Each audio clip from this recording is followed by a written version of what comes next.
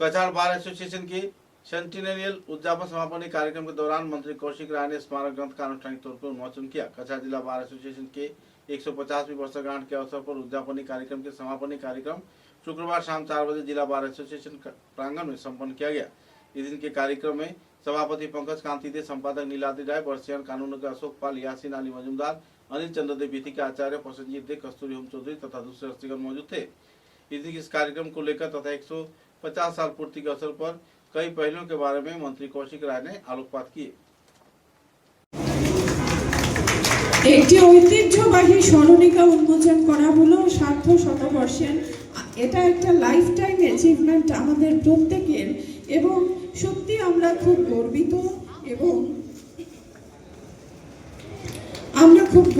এবং আপ্লুত।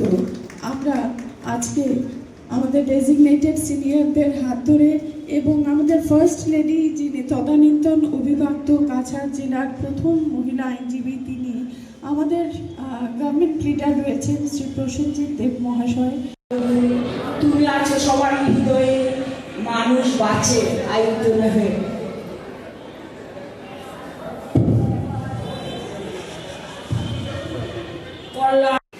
কবি, শিল্পী এবং আইনজীবী শ্রীমতী কস্তুরী হোম চৌধুরী মহাশয়াকে এবারে আমরা আমাদের অনুষ্ঠানে আবারও সঙ্গীত পরিবেশন করতে চলেছি এবং আমাদের এবারে শিল্পী শ্রীমতী বৈশালী ভাওয়ালের সুরেলা কণ্ঠে এবারে আমরা শুনব একটি গান।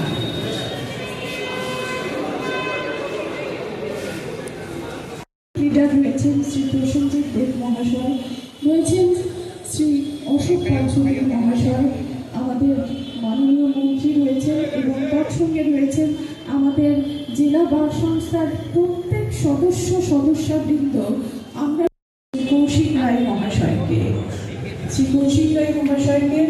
Token of appreciation from learned members Shrimati Tuhina বিশ্বাস এবং শ্রীমতী পঞ্চমী নাথ এবারে আমন্ত্রণ বার্তা যে উনি যেভাবে বরাক উপত্যকার উন্নয়ন তথা আসামের উন্নয়নের জন্য কাজ চালিয়ে যাচ্ছেন, আমরা এতে গর্ববোধ করছি।